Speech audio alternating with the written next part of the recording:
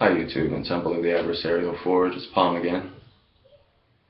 I had a buddy of mine that said I should actually integrate more martial philosophy and how I apply that to my spiritual practice as a left-hand path initiate. So I'm going to go ahead and try and do that a little bit here. And what I want to talk about is Bruce Lee's concept of absorb what is useful, reject what is useless, and add what is specifically your own. Now, a lot of people don't realize this if they don't know me, but I am an instructor in JKD concepts and Filipino martial arts. I've been studying this art since I was 15. Started teaching when I was about 19 and eventually had my own school.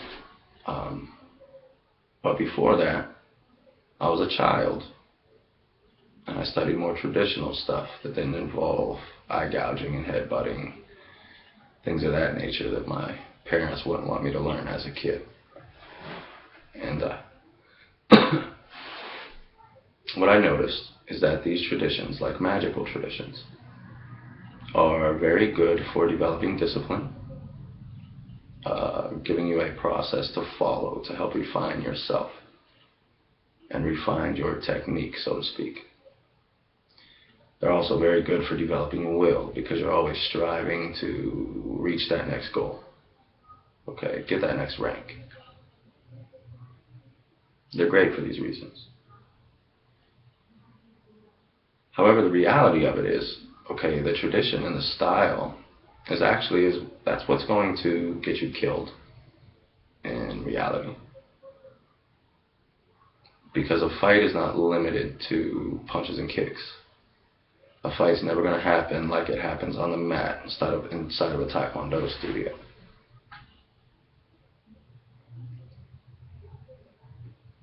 A fight is chaos.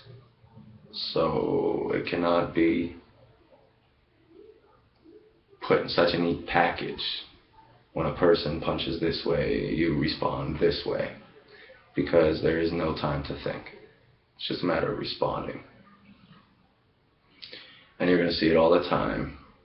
Or if you're a traditional martial artist, you've probably experienced it. Where, you're a Taekwondo black belt. Throw your roundhouse a little too high and the guy dumps you to the ground.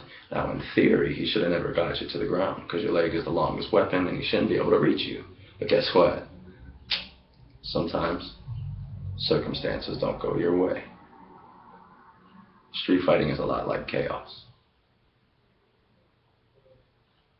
Now, when I started studying Jeet Kune Do and realizing these things, and I started becoming more adept at adapting to chaos, the chaos of the street fight, okay, I started to understand that this also applied very much to my magical practice because I was running my own school already, but I began my official occult study within the coven of the Primal Dawn. Now, this was an eclectic tradition, but a tradition nonetheless. We did things a certain way.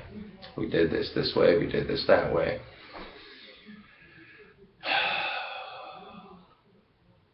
And I went through all of those motions, but there was always a part of me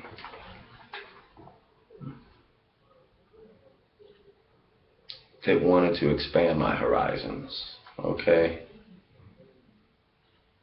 So when most people were going home after coven meetings or workshops to cook dinner and have family time, I was plowing through different magical rites from different traditions, trying to find the common denominators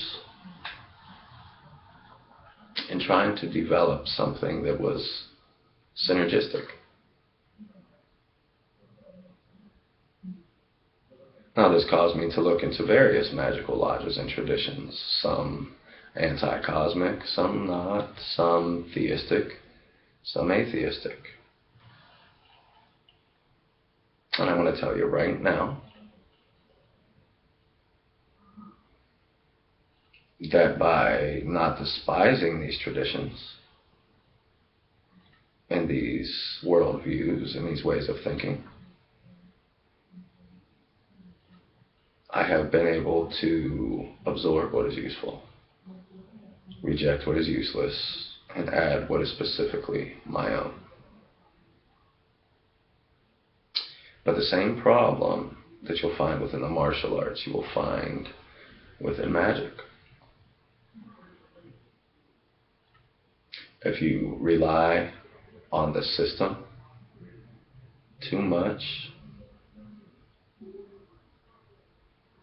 it's a ceiling that you're never going to get beyond. These things are a means to an end. Okay? It is very important to not be for or against.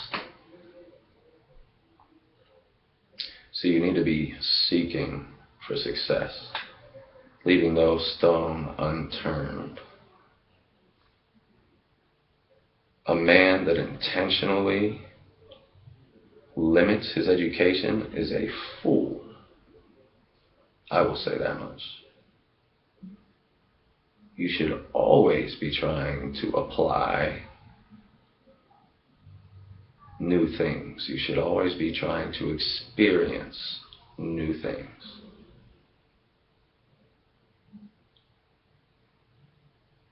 Now, a lot of people here absorb what is useful, okay? But the reject what is useless part, that's what gets me. Because you get a boxer, a kid that wants to start boxing, and he gets in the ring to spar for the first time and he can't land a jab.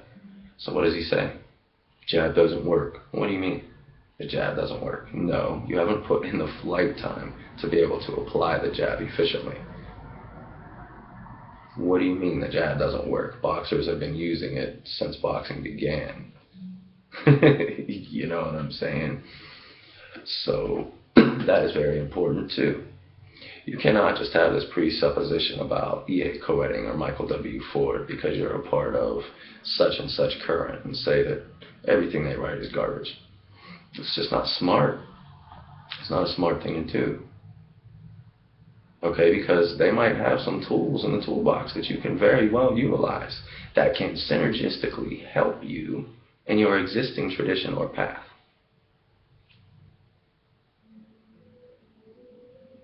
Now, the add what is specifically your own part.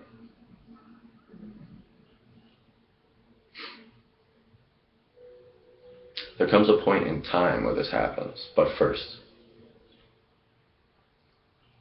we've got to have a foundation and a basic, well, a more than basic understanding of the different elements of magic, ritual, and ceremony.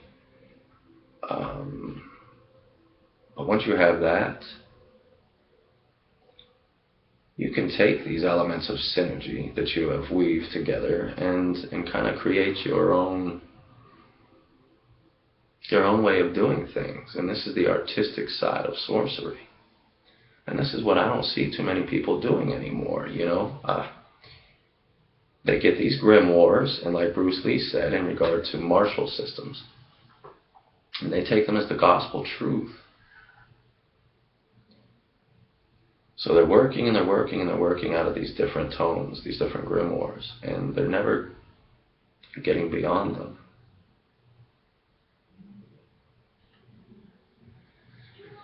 You know, my work is nowhere near like Michael W. Ford's, nowhere near it.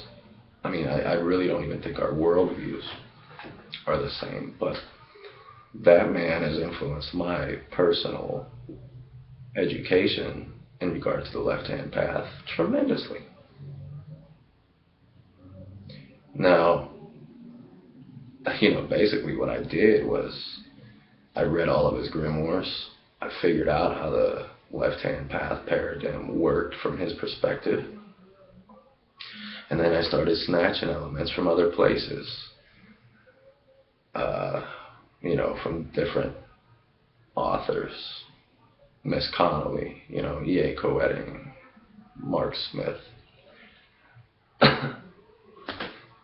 Just a ton. I can't even begin to try and name every single book that I've read. But what I'm saying is, his work is what opened up the doorway, creative process in regard to magic.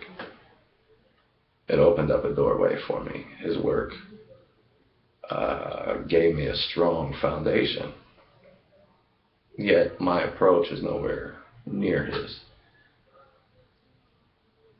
My worldview is not limited to atavistic resurgence, nor is it limited to the objective existence of spirits. I believe in them both. As above, so below. As within, so without. Again, absorb what is useful, reject what is useless, add what is specifically your own. Well, what is specifically mine in this case? I believe that success can be attained through both methods, because I see successful people from both sides of the paradigm. So I'm not going to, BS myself and say that it's all nonsense either way.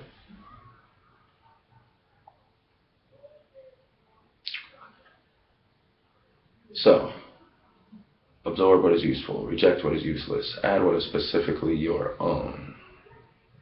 Look into different traditions. Don't be afraid to read somebody else's book just because somebody tells you that it's garbage. You're gonna have to figure this out through your own experience, through your own process of applying.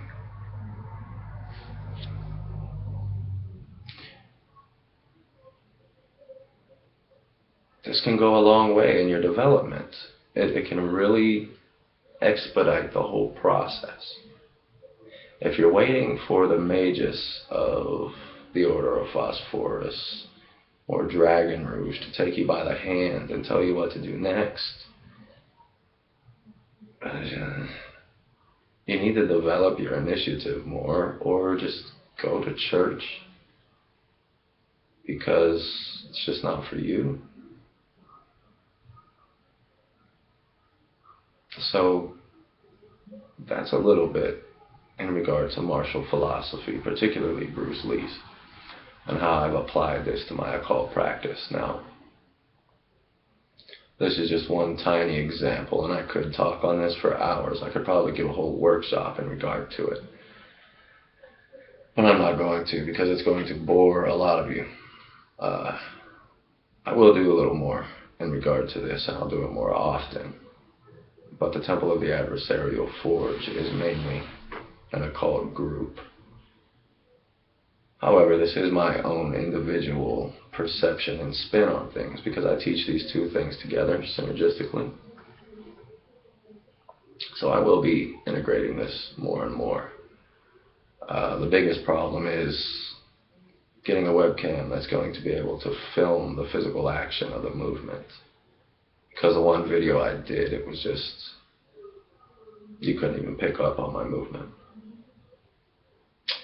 So, with that being said, I hope some wisdom and understanding was gained in regard to my occult approach.